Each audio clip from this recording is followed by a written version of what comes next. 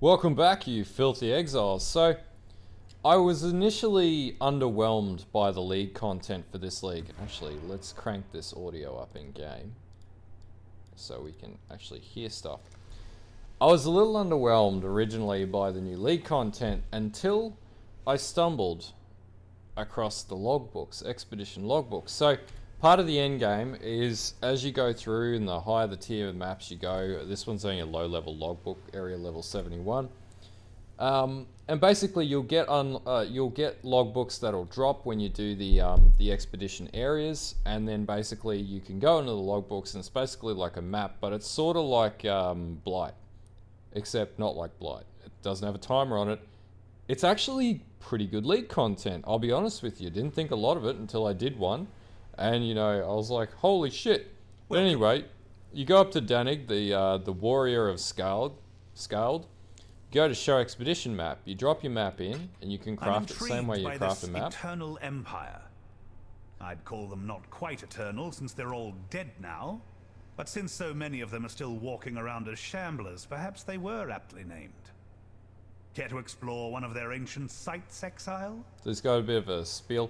It's actually really good content. So you can choose between the two different sites in this situation. So this is a low tier one. So increased number of runic monsters, 34% increased explosive radius, or 20%. Yeah, that one's not going to be better, but it does have 15 additional chest markers, which means you can travel around the map. So maybe we would go with.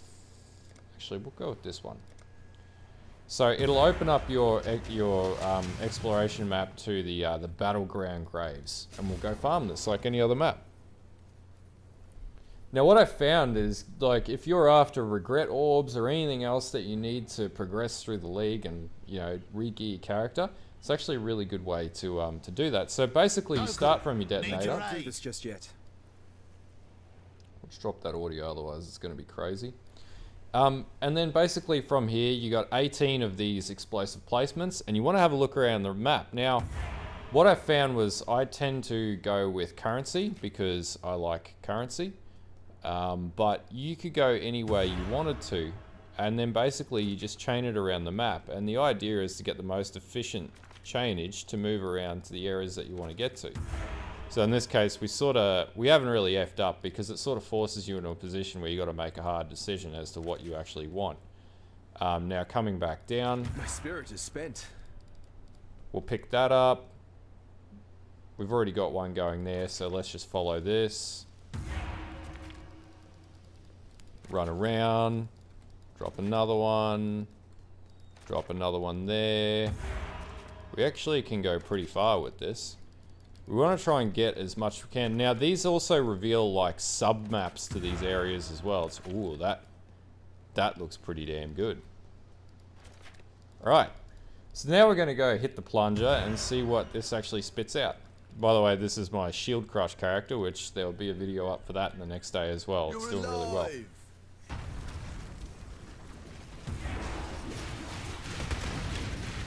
Then we'll just go around, and as you can see, it's got quite good currency that drops. It's not bad at all. I needed orbs of regret. Maybe you want orbs of binding. You basically just follow it around. Ritual splinters. And there's no real timer like what you see in Blight, so you can sort of take your time, which is nice. So I appreciate that. No orbs of alchemy. Fossils. You can see we're unlocking some challenges here.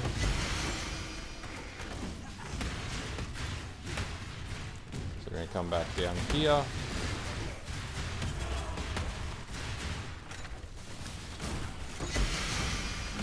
So you can only imagine the higher the level you get. Now, there are better things that drop in later areas of this, but I haven't obviously unlocked that yet. And I think there are new bosses that you can fight through this means as well. So I'm actually really keen to farm these now. It's actually pretty cool.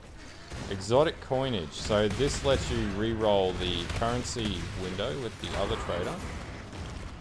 As you can see, like, the stacks are huge. This is actually really profitable. Rusted Sulfite Scarab, that's like, what, 10 Chaos or whatever.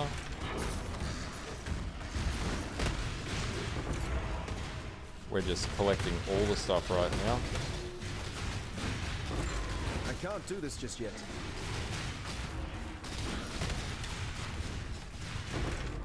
Valorb.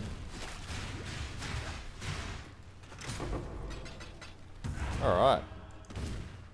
So, as you can see, it's actually really not bad at all. I actually really like this. Yeah, I reckon this is going to be a really good way to make currency and actually a really good way to progress in the end game from just mapping and doing these. Don't not do them. Get the expedition logbooks. Do this content. It's actually really fun. It's really enjoyable. It's not as bad as Blight, where you're under the pressure where people are trying to get to your pump to kill it. You just sort of run around. If you've got a solid character like this that can sort of take damage and do all the content, then it's actually really steadily paced. It's really built around just defensive builds and whatnot to push your way through. Anyway, I thought I'd just share with everyone what these look like and give you a bit of a heads up. It's actually worth playing this endgame. It's a lot better than it originally looked on paper. But yeah, anyway, until next time, like and sub, leave a comment in the description, and have a good one, and bye.